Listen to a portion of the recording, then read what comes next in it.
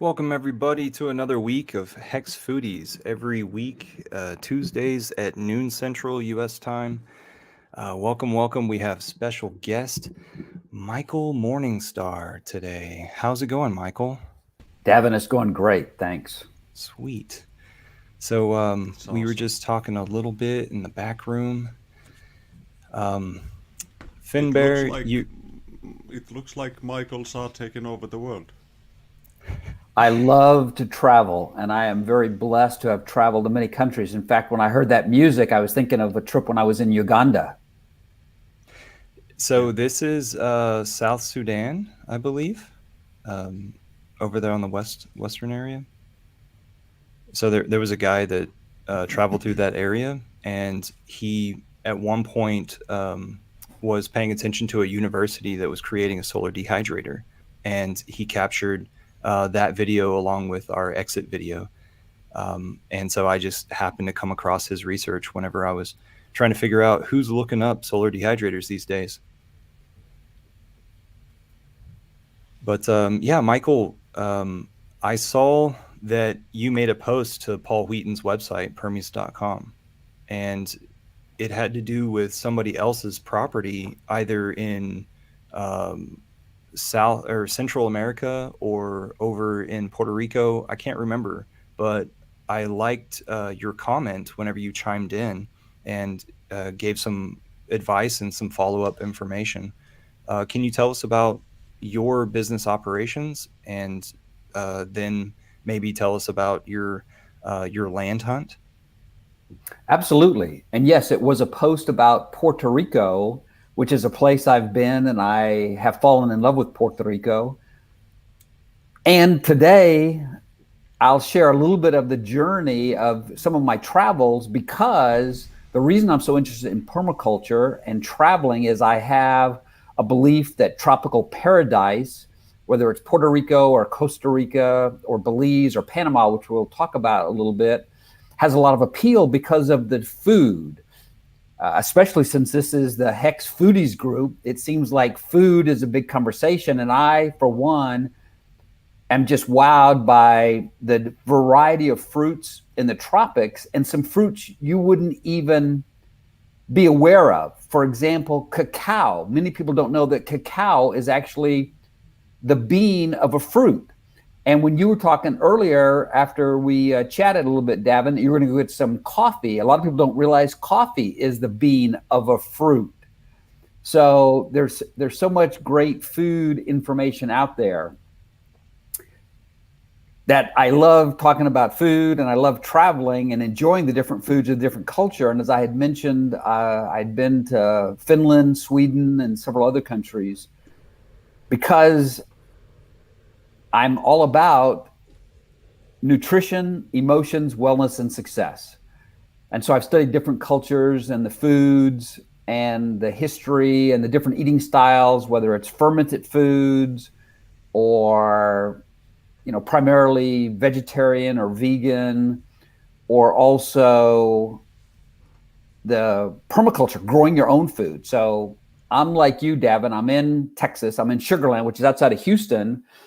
And I've been a fan of Paul Wheaton's for about 8 years now. And before that, I was following Jeff Lawton and Bill Mollison and some of the others, and just totally wowed by their work.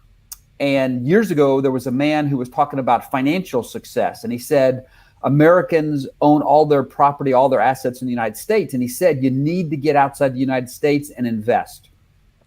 So that put me on a quest and I was already traveling, but I looked at buying land in Europe first because I wanted to do a holistic wellness center.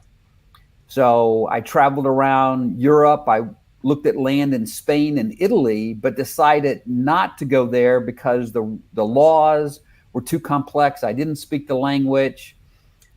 One of my first investments was a timeshare in Mexico. And it turned out to be a good investment. A lot of people have had bad experiences with timeshares in Mexico. We had a good experience. It was a timeshare in Cabo San Lucas. We've enjoyed it for 25 years. And in fact, this is the last year of having access to this timeshare. And because this hedge fund manager talked about diversification, I started thinking, okay, where would I want to buy land that was tropical? And I decided not to do it in Mexico. There's a lot of rules and regulations about Americans owning land.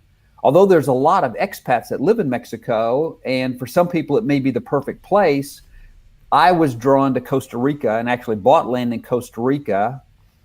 Unfortunately, that turned out to be a less than pleasant experience, which I'll talk about if people are interested. I also went to Belize and bought property in Belize for a wellness center and a permaculture center, because I think the two go hand in hand. If you're going to eat healthy, grow healthy food, I think it's beneficial to learn about healthy lifestyle and getting people to go do retreats and wellness seminars. I also went to Panama and considered buying land in Panama. I did not buy in Panama. And what's interesting is, even though I'd been to Puerto Rico several times, going back about 30 years, I thought that being on an island was not a good idea. And that's why I ended up buying property in Costa Rica and Belize, because I thought, well, islands have too many problems. Everything has to be shipped I was just thinking in. the same. They have hurricanes, but and bad Hurricane Maria hit Puerto Rico and did a lot of damage and shut most of the island down. They had no power. A lot of people had no water. But now I believe that Puerto Rico is the place that I want to invest and buy land. So when I sell either my property in Costa Rica or Belize, I want to buy property in Puerto Rico for a health and wellness center, for a permaculture center.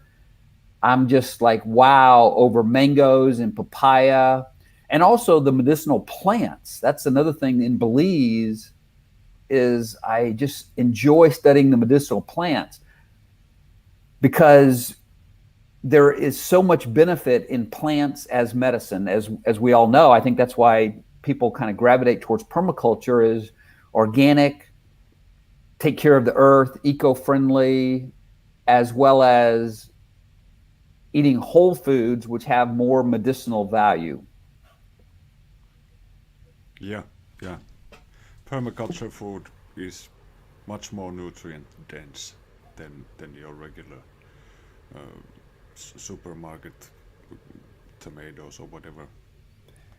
I avoid buying cucumbers from a regular grocery store. I have to buy them from the organic grocery store, and it's not just a mind trick that I've tricked myself. Like, it literally livens up my body quicker and better.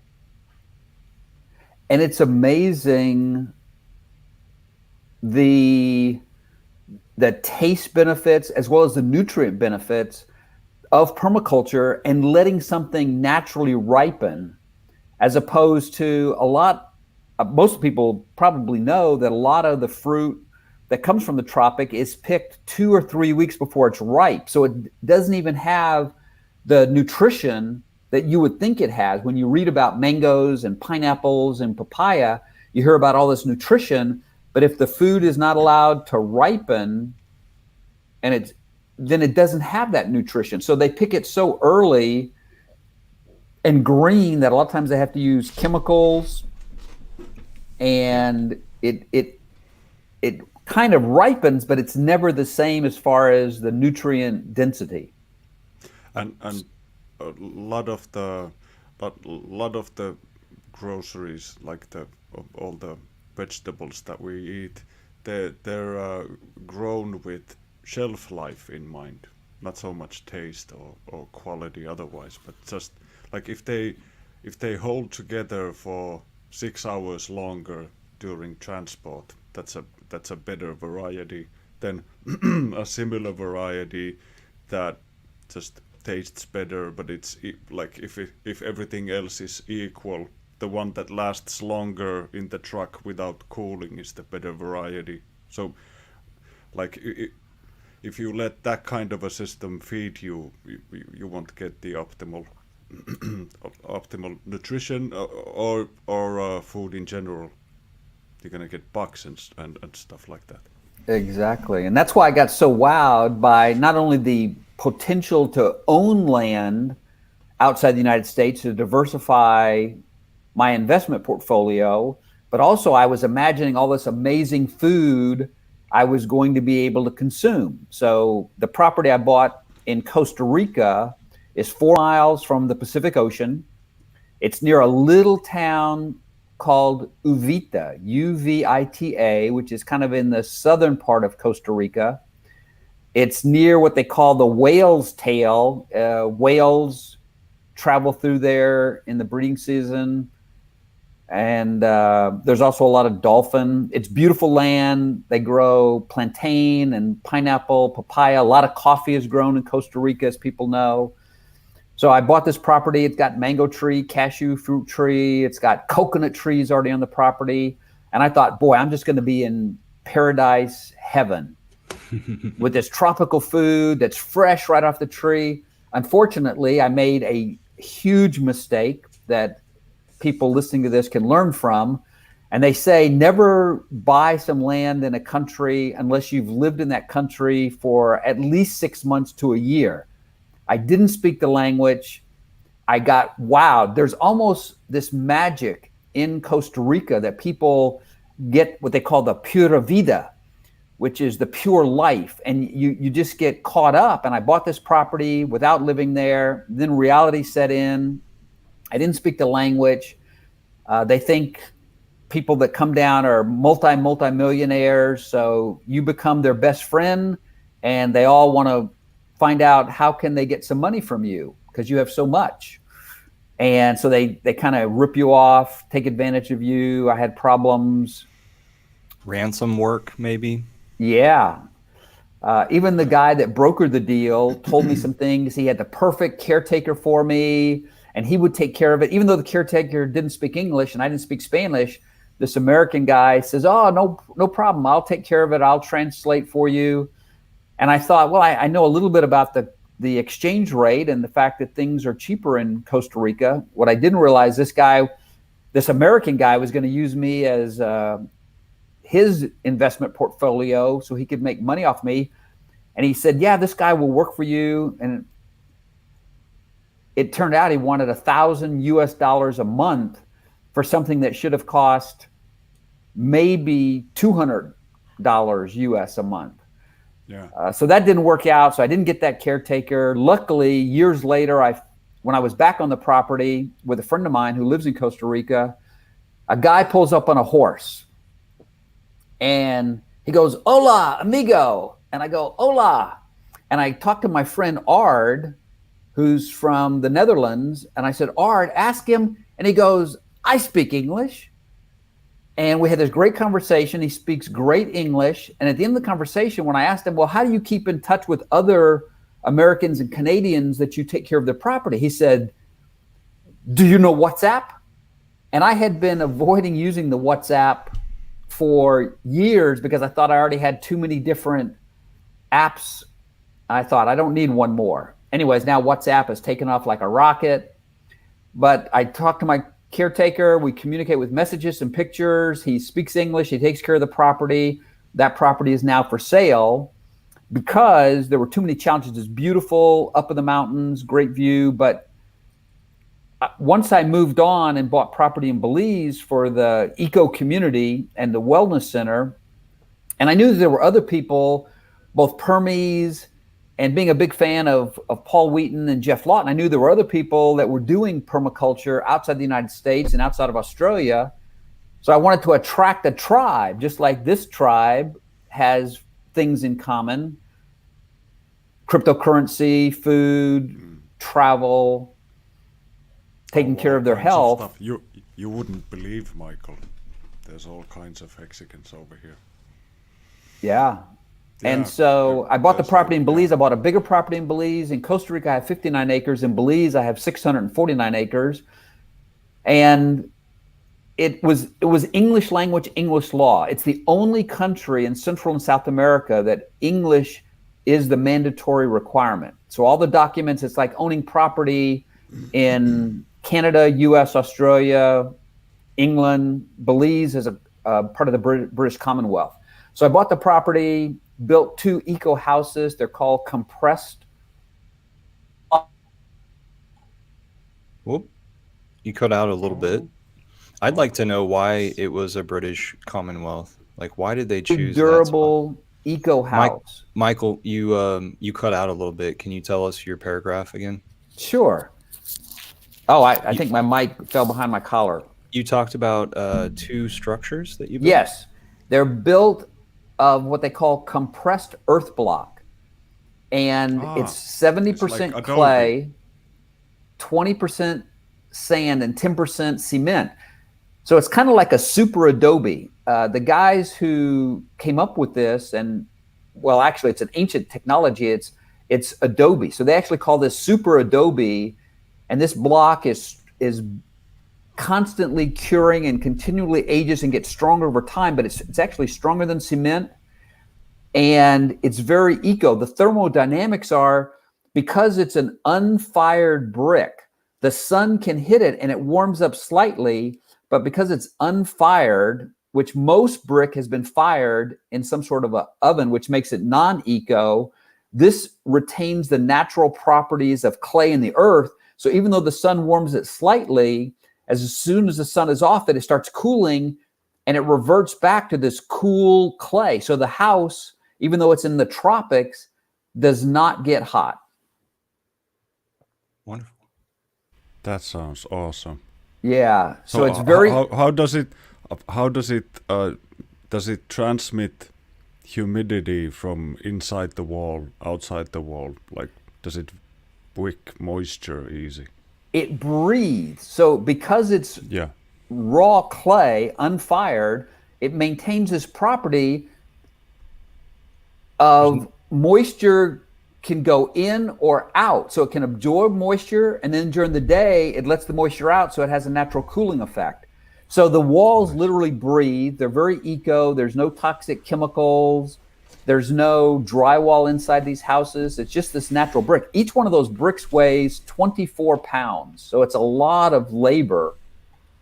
They're solid. Now, they actually do make a compressed earth block that has holes like a conventional cement block. What are those holes for? Yeah, what would you use them for? The holes could be used either for rebar, or they could be used for electrical or plumbing. Piping or plumbing, yeah. But the benefit of this is there's no rebar in these walls. There's rebar in the foundation, but these bricks stack on top of each other. If you look at the brick, it's got an inset on one end, a nose on the other. It's got a little ridge on the top, and then it's got a groove underneath. So they actually stack and lock almost like Legos. Yeah. Yes. Is it like a machine that extrudes them? Or Yes, it is a machine. Okay. This particular machine actually Is it like an extruder, like one of those? What's it called? I remember the kids had the Play-Doh thing. A little bit similar. This machine actually comes from South Africa that made this block, but they're doing this in many countries. Mexico has machines. The United States has machines. They have machines in India. So this concept is used in over 50 countries around the world. Yeah. Is it made on site? This block was actually made at a factory that's about 10 miles away.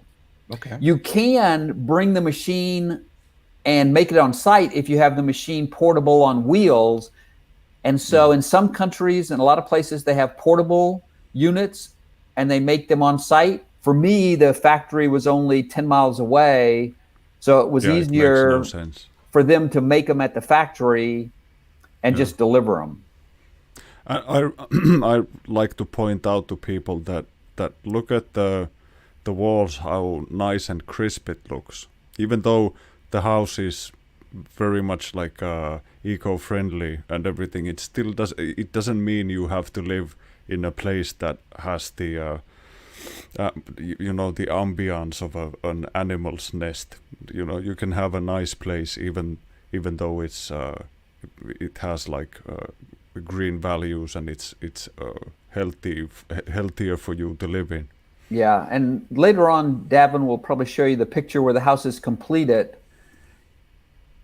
But this there's the house completed. So it looks like a traditional house. It's got doors and windows and steps. This happens to have a metal roof.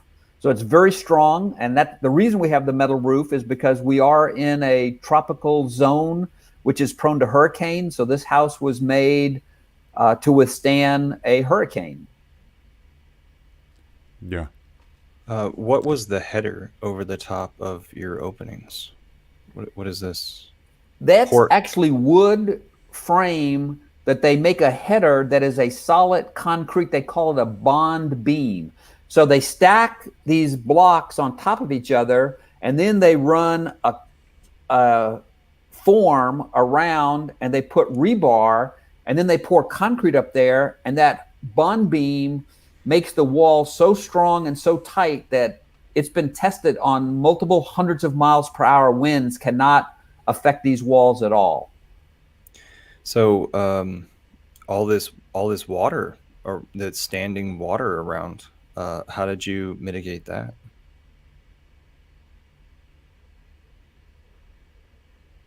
Is he frozen? Just a rainy day? I think he's frozen. Looks like, yeah. You cut off a bit with it. I'm wondering how you mitigate the water. Well, what's interesting, we started the house in May, and unfortunately, we got a late start. We had planned to start the house during the dry season, which is January, February, March. and April. Unfortunately, we didn't get to start the house till May because of a number of issues with the permit. So these are the kind of problems in another country. The land title process took 2 years, 9 months. The title got delayed, so that delayed before I could build. Then there was delays with the Central Building Authority and the blueprints and the permits. So we started the house, and it was the beginning of rainy season. So luckily we got the foundation done. But then, as you'll see, there's water outside the house all over because we had cleared away the dirt. So this land around the house foundation became lower than the normal land because we had moved the soil to build the foundation. So you see a lot of water, but So once there's like a bit of a depression there. we cleared with a during the bulldozer to build, but once the house was completed, then we moved the dirt back, and so now we don't have that problem at all. So those are some Caribbean pine trees in the background. We tried to preserve as many of the trees. We only cleared what we needed for the house. And then my philosophy was for every tree we knocked down, we would plant back at least 2 to 5 trees. So we planted coconut trees, we planted mango trees, and Coconuts. I'm gonna try to find that one.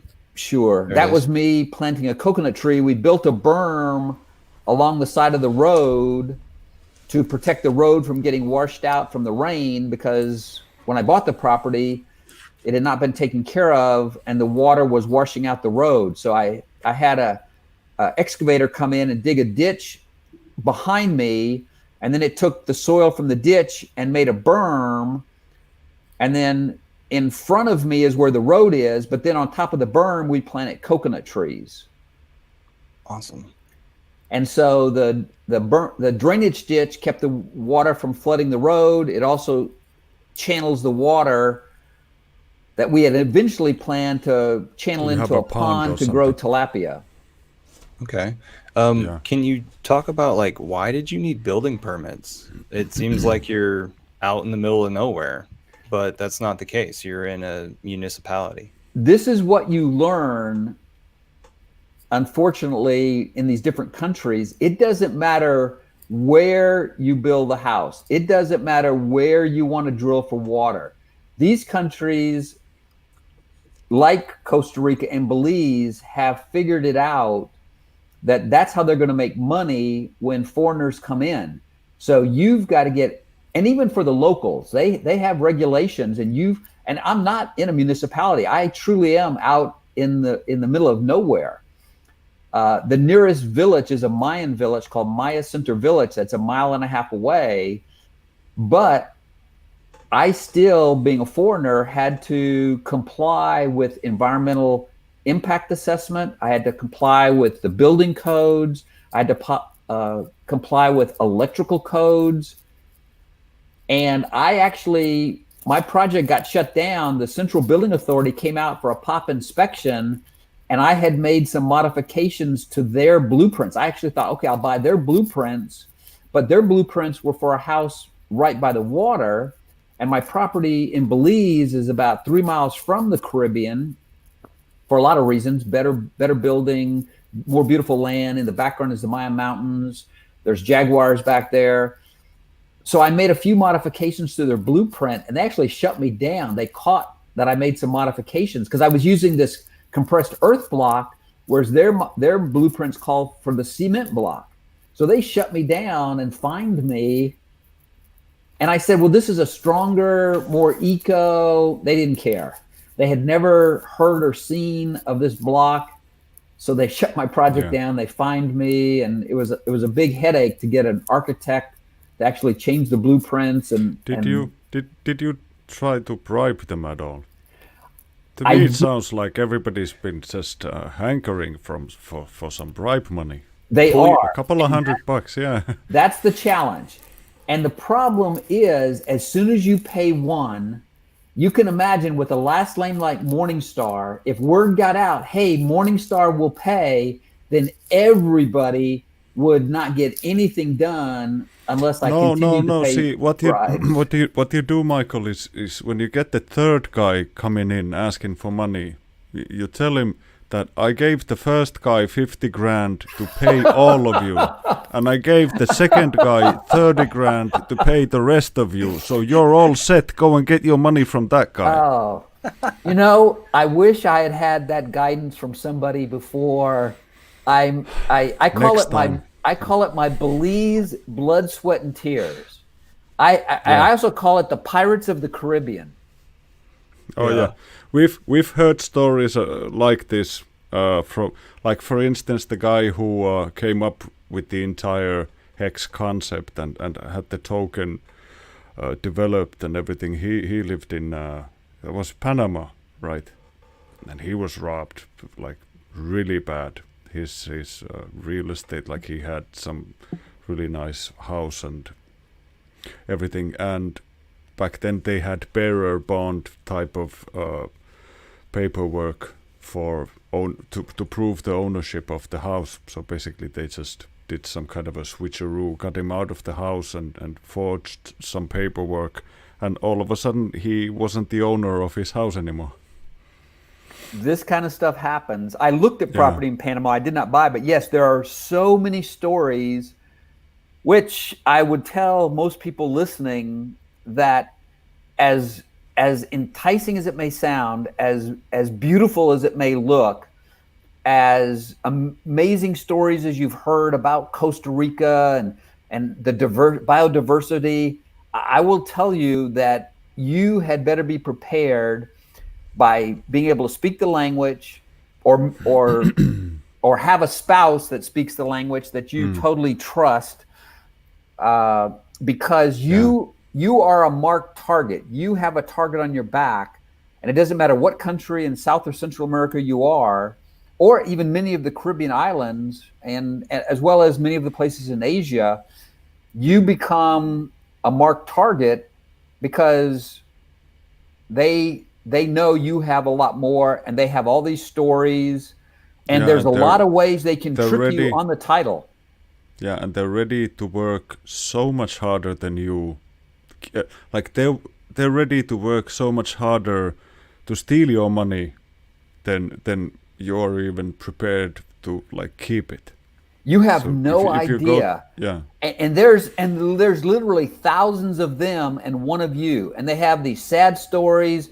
Oh, I remember one guy, he told me his daughter broke her arm. Now, luckily, he was telling the truth, and I did help him out in exchange for him doing some work. But his daughter broke her arm, and he actually brought her by later with the cast on. But she had a broken arm, and he didn't have the money to pay for the X-ray and the cast, so they didn't cast his daughter's arm until a couple days later. So they also, in Belize, for example, when you say, well, do you have title? And they'll go, yes, I have title. What they really have is not title, they have a lease, but they call it a title. So they have a 30-acre lease that they got from the government of Belize, and they're supposed to pay a lease fee or tax every year. Well, most of them have never paid their tax. It's a 20-year lease. If you pay your taxes, you can renew it and keep growing food. So I had these guys coming up to me and say, well, I'll sell you my property. I have title. Well, it wasn't title. It was a lease. An American cannot buy that lease. You can only buy a title property. So they have a many, many different ways that they can trick you out of your money. And it just is in your best interest to make sure you have a good real estate agent, a good attorney.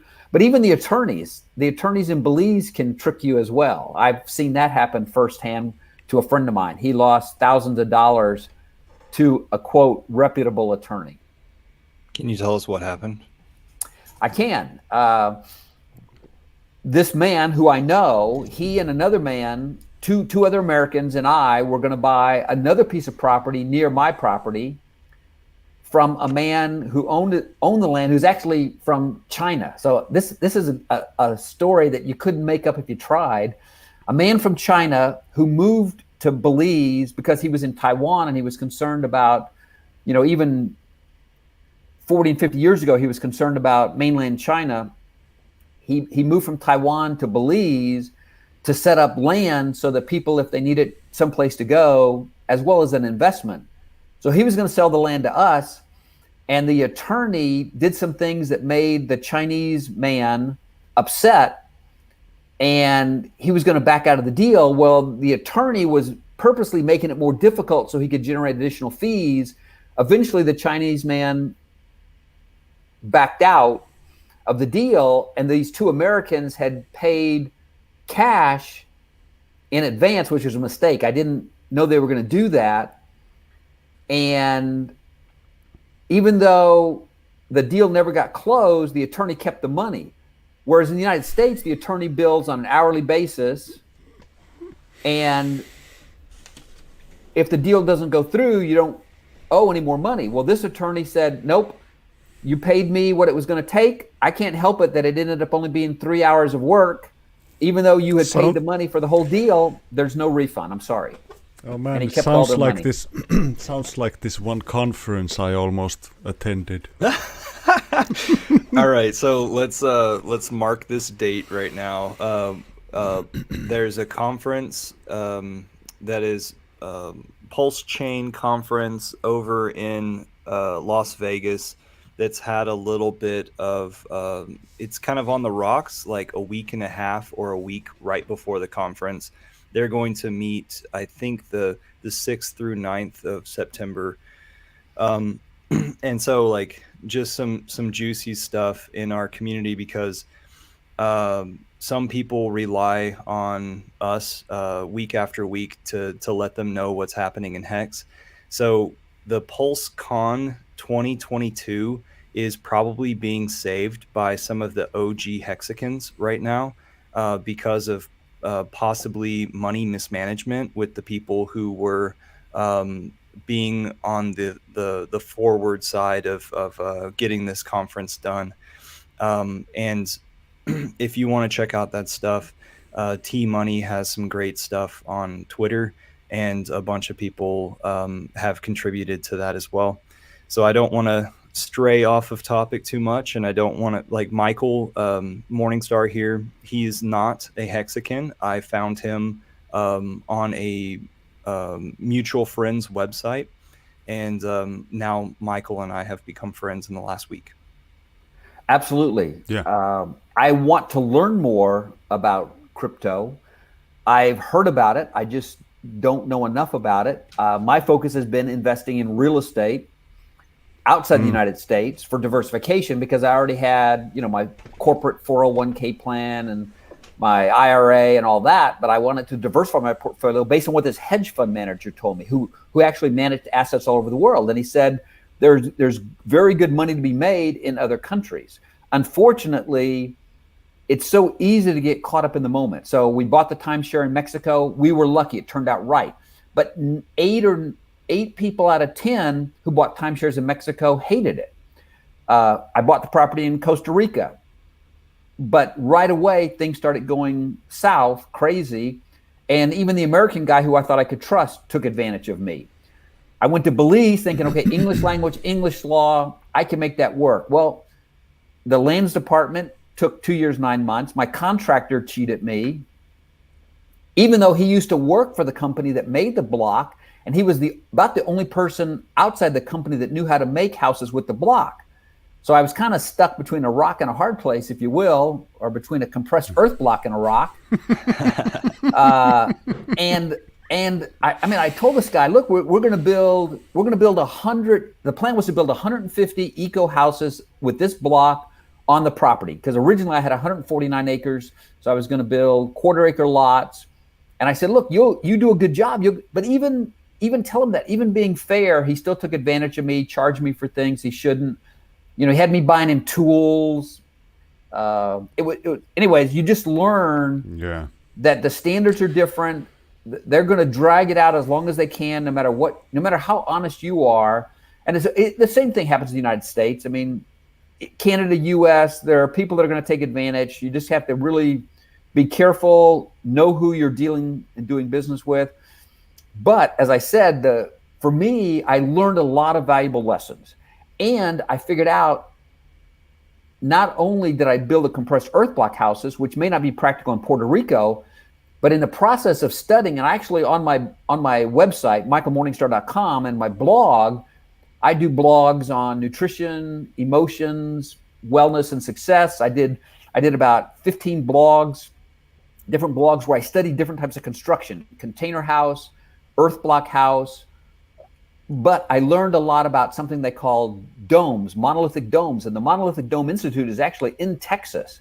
And I went there to visit. So when It's just south of Dallas, a few hours, right? Yeah, it's amazing. So when I sell one of these properties, I plan to buy property in Puerto Rico. So anybody listening out there that's in Puerto Rico or wants to go to Puerto Rico, in the near future, I hope we'll be able to team up, because I plan to buy enough land for the tropical paradise permaculture and grow all these different foods and herbs, but also to have monolithic dome houses, which are totally hurricane proof. So I solved the problem of, hurricane damaging houses by building these monolithic dome houses. They actually have seen a tornado go right over a dome house in the United States. It can't damage it because there's no surface other than these smooth igloo shape. And so soon I plan to have land in Puerto Rico. Wind to get a hold of. Right. So I plan to have land, homes.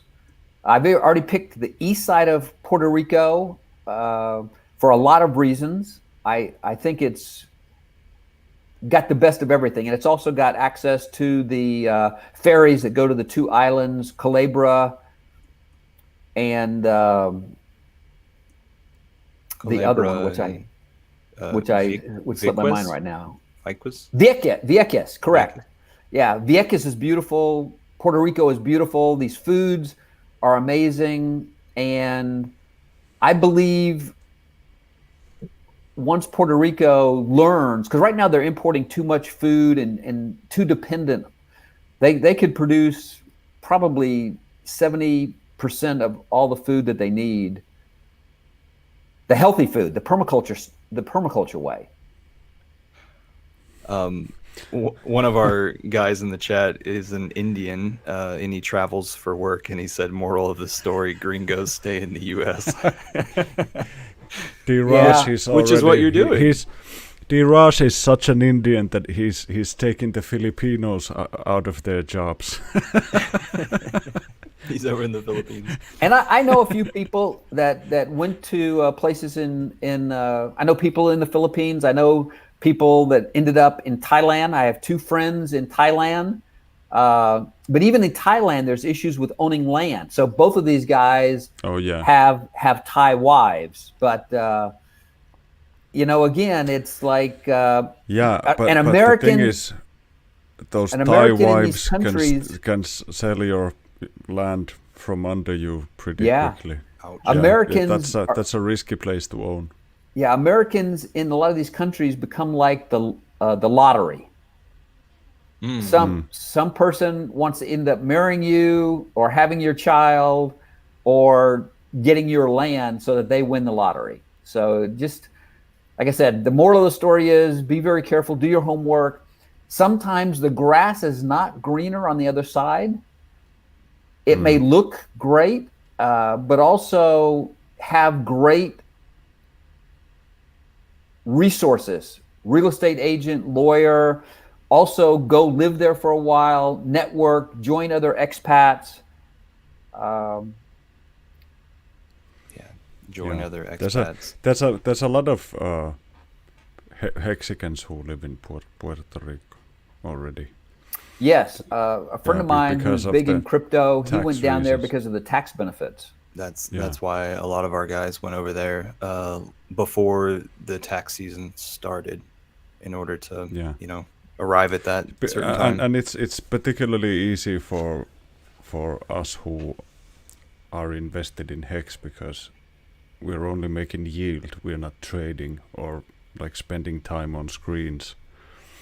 Right, and I think that would make the taxation thing really comfortable because it's just two transactions, money going in, and Hex is different from other cryptos, like in a sense that if you think about how it's created, Hex is like, imagine if you had like a dollar bill where when you flip the bill around, it has a function where you write on the bill that I, Michael, don't need this money for 5 years, and then you put it in a machine or something, and it's gone for 5 years, and you get the same money out of the machine plus interest that the machine makes on your behest for you, and you get it out.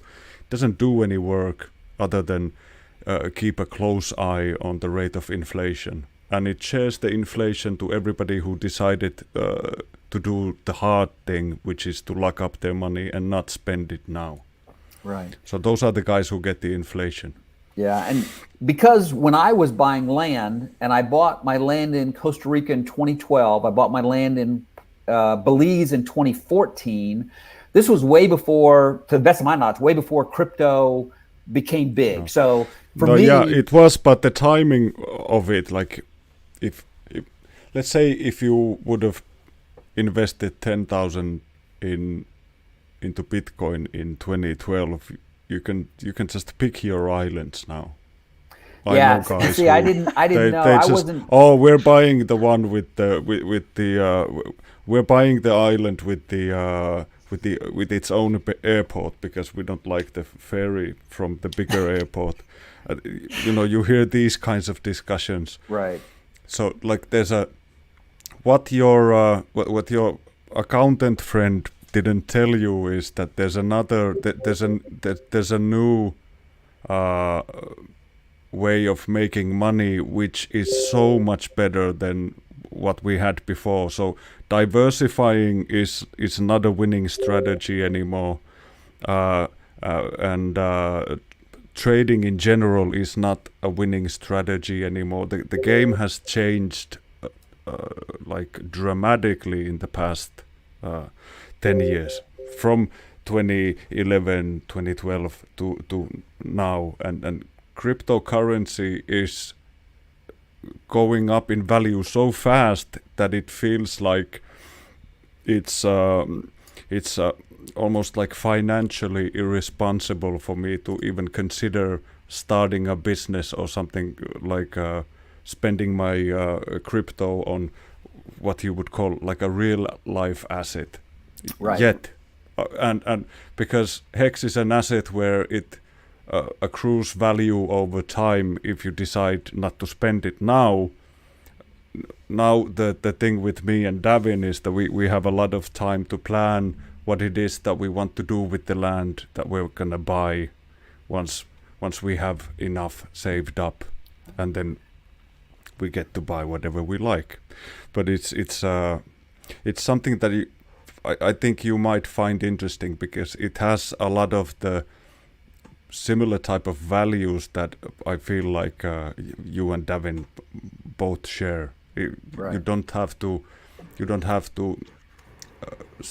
sort of, your success isn't dependent on anybody else's failure. You're not taking the money out of some other trader who's like on the opposite side of the trade and like suffering because you're doing well.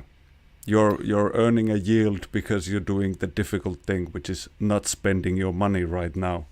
Yeah. And that's something that people have been educated out of for so many decades already, that it's amazing to me how few people even consider saving as any kind of a reasonable proposition, because the inflation has been so rampant for like 20 years already that saving doesn't make any sense. You should, or it didn't, but now it does again, which is wonderful. I've always been a saver. I've always been an investor since I was young.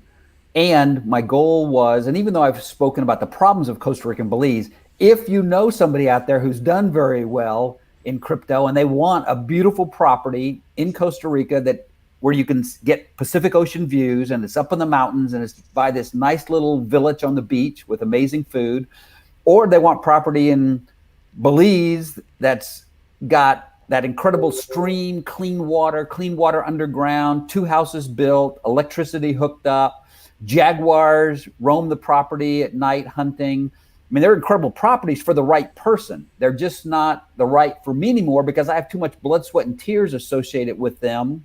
That's the Jaguar footprint next to a pin, just to give you a size estimate. The Jaguars come in and hunt.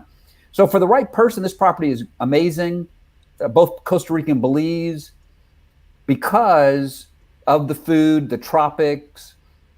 But like I said, for me, I want to run a wellness center. I want to do retreats. So that's why I plan to buy property in Texas. And Dav and I are talking about maybe, finding some land in the east part of Texas to do retreats.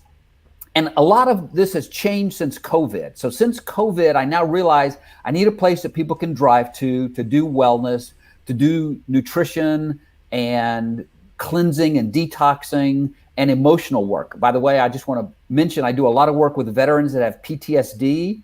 I've specialized for over 20 years in a method called Emotional Freedom Technique. And I've helped people that have had really, really severe PTSD resolve their issues. So this wellness center in Texas, and I'm also looking at some property in Tennessee, possibly. I was up there a couple of months ago. Will be the mainland U.S. base that people can drive to that don't have a lot of money, because I'm here to help them and serve. And that's a problem. If you go to Costa Rica or Belize, you've got to fly, you've got to have passports, you've got to deal with a lot of regulations. So somebody that's ready to move down there, they can buy the property and live down there. But me bringing in people to the wellness center, those models won't work. Like you said, things have changed. So that's why I want a place in the United States and then a place in Puerto Rico, because you also don't need a passport. Yes, the logistics to get there is more difficult, but to be able to reach more people, to teach about permaculture, teach about raw foods, whole foods, vegetarian lifestyle, whatever works for them. We want to have a place on the mainland. And because I'm born in Texas and spent a lot of time in Texas, Texas makes sense to me. But to get all the tropical benefits, the tropical food, the Caribbean, I think Puerto Rico, and by the way, to be specific, I'm looking for at least 100 acres in Puerto Rico to convert it from maybe an old farm that raised cattle and conventional crops to something that's totally permaculture, totally organic, no chemicals, eco-construction, dome houses, and run retreats of different topics. And I have a lot of friends that have had injuries, accidents, divorces, health issues. Some of them can no longer live where they're living in the United States. So we plan to have an eco community where people can come and live and do business online and run their consulting or coaching or crypto or whatever businesses they want from their little eco house in this paradise property, and we all work together and support each other. And then we have a hostel and a cafe and a seminar center so that people from around the world can visit either location, the one in Texas or the one in Puerto Rico. Very nice. I want to ask you, backtrack just a little bit. Why is it that the British chose Belize? It's interesting because the British already had so many islands in the Caribbean, but they wanted something that was on the mainland. And it became a safe harbor. A lot of pirates used it. But they needed access to food because the ships could only carry so much food. So they needed some place that was they could dock for food resupply. They also believed they were going to, find treasures like gold and silver. There is another English-speaking place in South America called Guyana. So this was also another There it is. British port. Georgetown. Yeah. Sweet. So also That sounds very interesting. There's other Hexicans who are already looking into similar type of projects in Africa. I don't know if Davin was about to say. Yeah, we have a friend that's over in Zanzibar, and he's a Norwegian origin. People eco travel. I mean, tourism is a huge market, and ecotourism is become a massive market. So people want to go someplace that's eco-friendly, where they can see nature, they can see waterfalls. Belize and Costa Rica have a lot of waterfalls. There's a waterfall not too far from my property. By the way, I didn't mention my property backs up to the Jaguar Preserve, which is 128,000 acres. So right to the west of my border, in that picture that showed the Maya Mountains, is the Jaguar Preserve, 128,000 acres. My property goes up about halfway up the mountain. The Jaguar Preserve's from halfway up over the mountain and is 128,000 acres, which is massive. That's like, I guess that's about almost 60,000 hectares. Wow. Oh man. So That's it's big. massive, and there's the jaguars and deer and mountain lions and ocelots and other cats.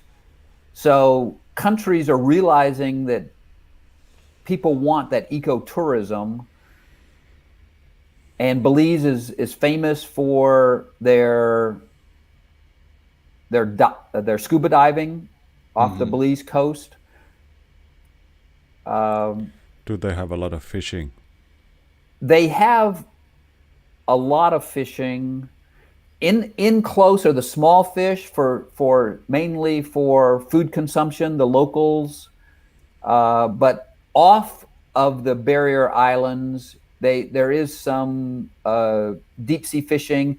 They're trying to control it, but unfortunately, even Costa Rica, every place, the big fishing fleets are over harvesting and destroying the ecosystems of the oceans. It's terrible. When was the first time you ever heard about Bitcoin? I don't think I heard about Bitcoin until maybe 2016. Okay. I was just wondering from the Yeah. earlier conversation. What were you gonna? Well, go ahead. What I was going to say is, once I got into the land, I got so tied up that it became so time consuming that I didn't have time to do a lot of other things that I would have normally been doing, like tuning in and learning about cryptocurrency. So Of course. it kind of took over my life and took over most of my time. And that's another reason where I actually want to sell both of them. Yeah, the place in because Belize plus the place in Costa Rica. they're right, both because for sale. I've done what's great for the next person. I've got the title to both properties. In Costa Rica, I've got the water concession. So circling back, I have to pay to draw water out of a creek in Costa Rica. Oh wow.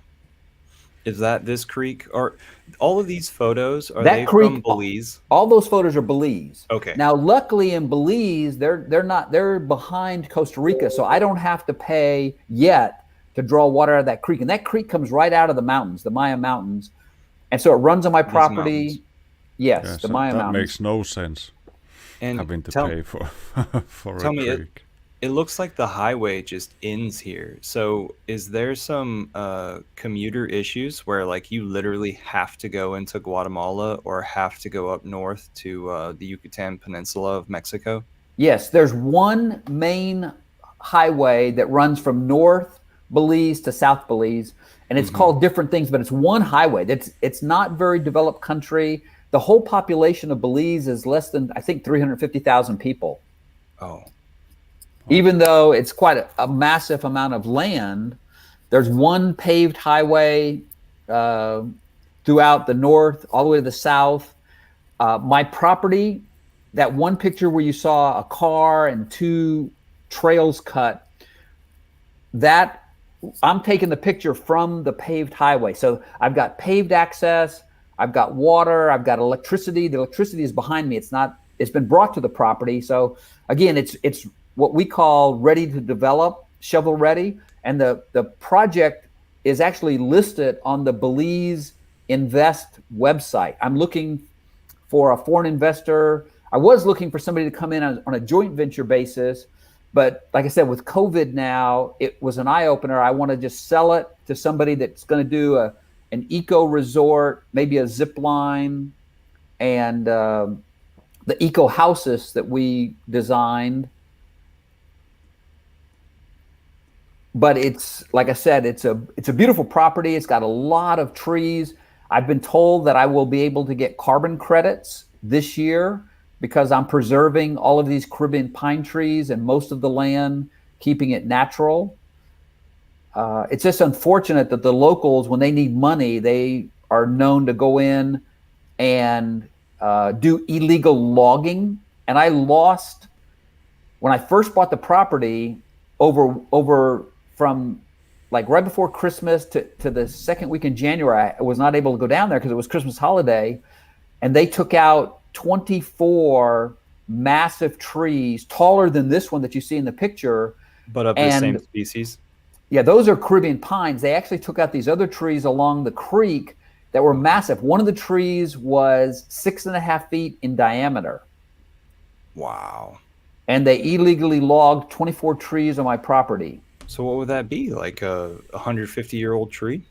We think it was older. We think it was like a 200-year-old tree. They're called Yimmeri. How thick did you say it was? 6.5 feet. So oh my word! That's more literally than what I'm over 3 meters told. diameter. What area is it Huge. that you're interested in finding property in Puerto Rico? On the east side, there's a place called Roosevelt Roads, which is kind of right in the middle. El Yunque is the rainforest. That's the very dark green area you see. And south of El Yunque is a place called Roosevelt Roads. And then south of Roosevelt Roads, all the way to a town on that kind of that southeast corner. Manabo? Maunabo. I've actually looked at a condo in Maunabo, and that's where I want to buy a condo and then buy some land close by. Sweet.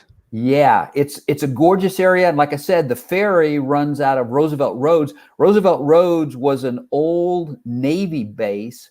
They have 5,000 acres. When they left, they turned it back to Puerto Rico.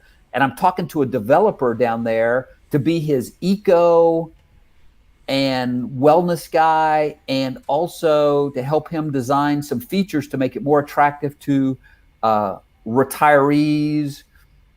Lovely. As you can tell, or you may not be able to tell, but probably can. I have a few years on you guys. I was born in 1953, so I just turned 69. And I wouldn't have believed it. I wouldn't either. Yeah, I would have picked you somewhere like 50, or like late 50s, something like that. Thank you. I'd like to think that taking care of myself, eating right, and helping other people, serving, selfless service. For some of your listeners, some of you guys may have heard of Tony Robbins. I'm associated with Tony Robbins. I'm one of his trainers. I've traveled around the world to different events in London and Italy with him, and Australia, and I've been to Fiji. So I've been very blessed to do a lot of different things. That sounds awesome. And so my goal, and actually one of my role models was Tony's property in Fiji. He's got this beautiful property with these beautiful places to stay, and he holds seminars there.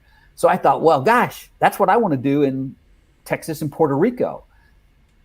Now that it was going to be Costa Rica or Belize, but now it's going to be Puerto Rico for sure, because it's perfect. I mean, Puerto Rico has just so much to offer. It offers the tropics, and I've figured out how to get around the problems that they suffered with Hurricane Maria, which is build these dome homes and have our own solar and our own water power, hydroelectric. Yeah, so you won't be so exposed So the next we'll time be- a hurricane comes. Yeah, we'll be. You're gonna love Hexicans, man.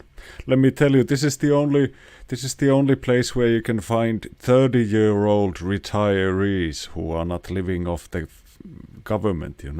I love it. I love it.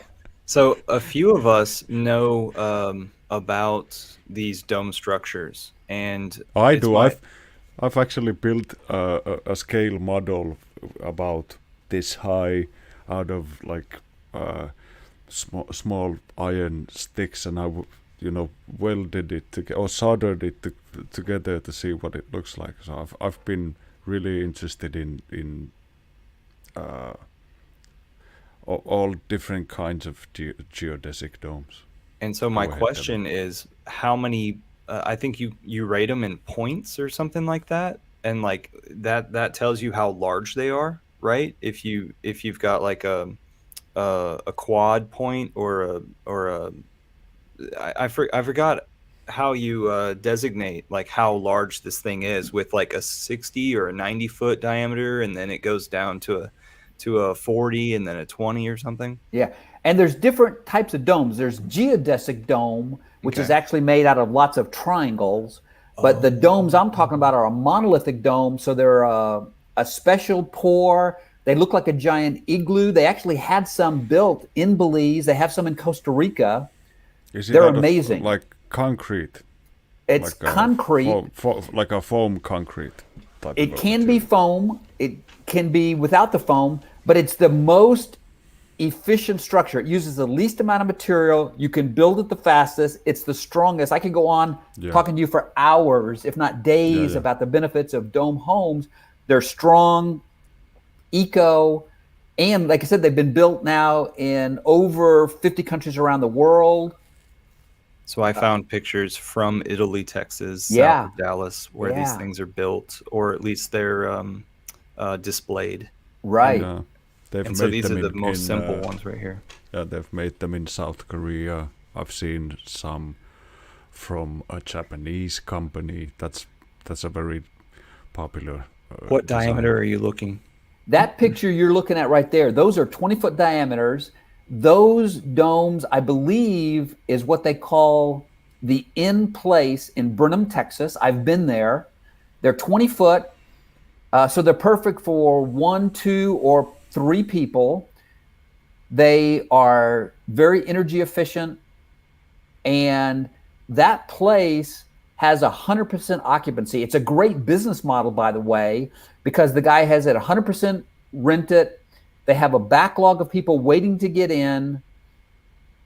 It's the most efficient build. The Brenham location The Brenham location, yeah. is 100% filled.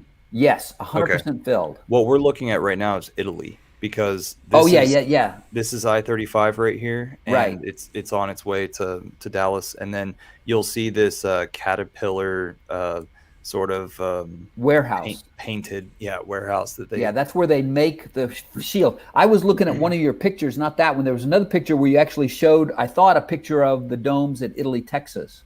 It's that one right there that your cursor was just This. over. Yes. Okay. That looks like the one in Italy or in Brenham, Brenham. Texas. Okay.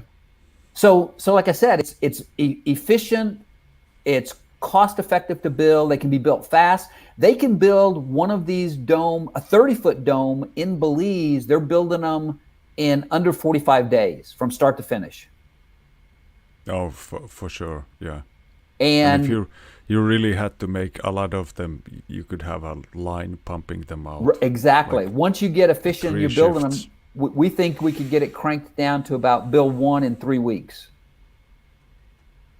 So that's the plan, to have a community with dome homes in Puerto Rico, have, growing all our own food, all our own herbs, our medicine. I just wanted to mention 3 health tips that I've had to learn the hard way. One is, if you have amalgam fillings, find a holistic dentist and get rid of them. If you have root canals, find a holistic dentist and learn about the problems. I almost died from an infected root canal. So that's the dental health is so important. People don't realize amalgam fillings hurt your brain, and root canals can hurt your heart and actually kill you. Oh, yeah. My second health tip is dealing with emotional issues. As I said, I'm a practitioner of emotional freedom technique. I help people that have post-traumatic stress disorder, trauma. When I was traveling and doing the seminars in Estonia, Finland, Sweden, Germany, Italy, that big trip I did through these countries, one of the most important things that we focused on was dealing with the emotional issues, sexual abuse, physical abuse, abuse of relocation, abuse from war. And I would literally have people come up on stage and literally we could knock out something that they'd been dealing with for decades. We could knock it out literally in 20 minutes. So whether you talk to me or you talk to somebody, but if you know somebody or you're dealing with some trauma or post-traumatic stress disorder, just realize that there are some helpful tools. It's great for children. And I think right now, all adults and all children of all ages could benefit from EFT because of what we've all been through with COVID and all of the mandates and all of the BS that we've had to go through. I think everybody would benefit from learning a little bit about EFT and doing a little tapping.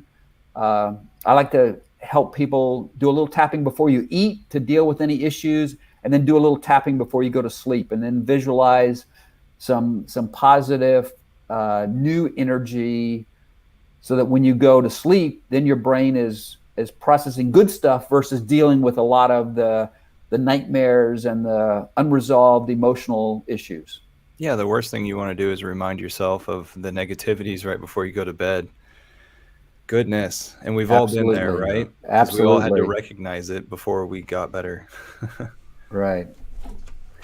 So I cover a lot of topics in my blogs, and I had a quick read about I think it was your latest blog about how the past 2 years have affected children, yes. and yeah, I didn't have time to read all of it yet, but I like the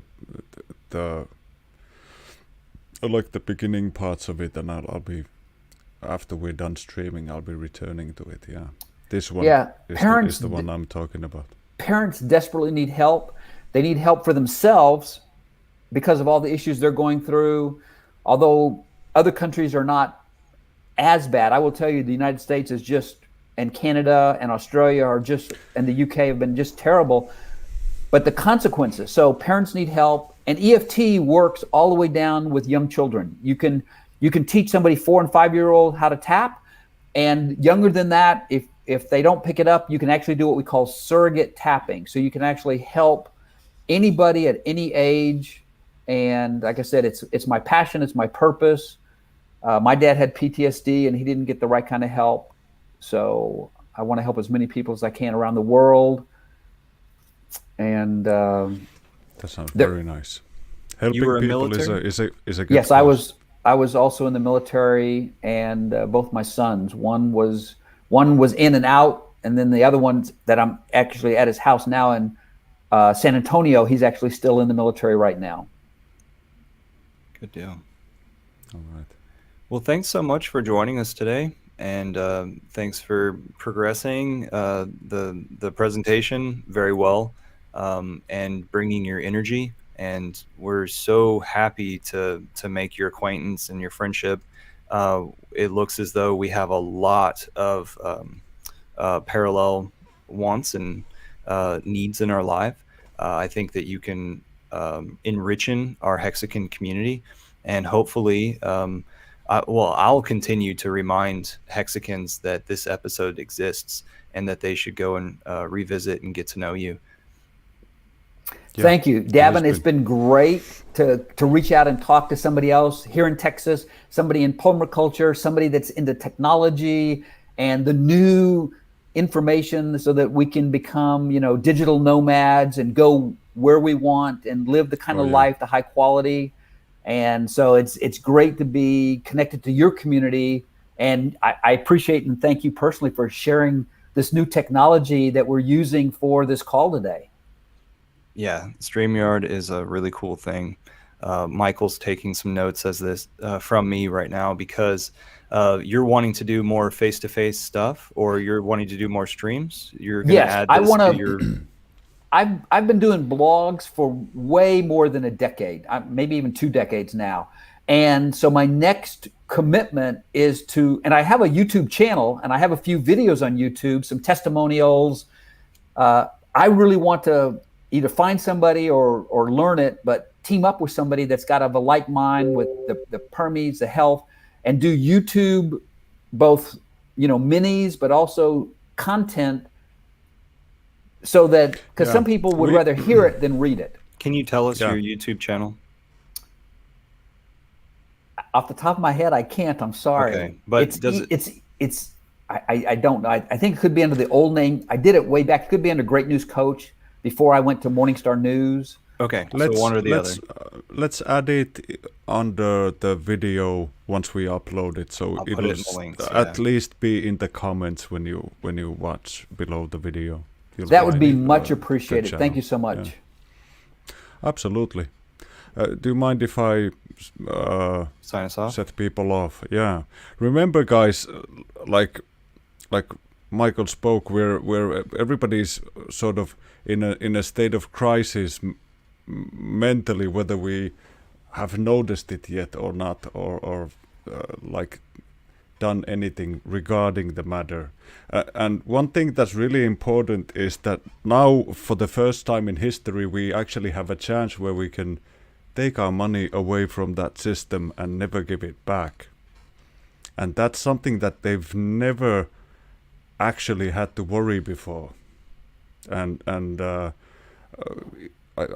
I do believe that it is a thing that is far more powerful than what we give it credit for now.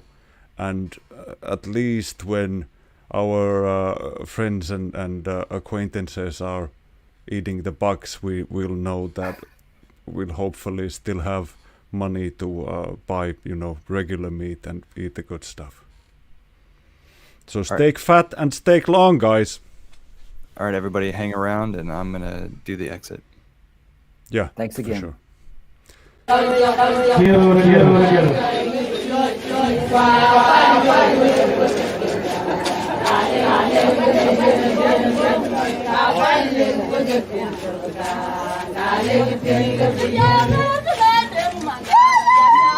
Ghiền Mì Gõ để không bỏ lỡ những video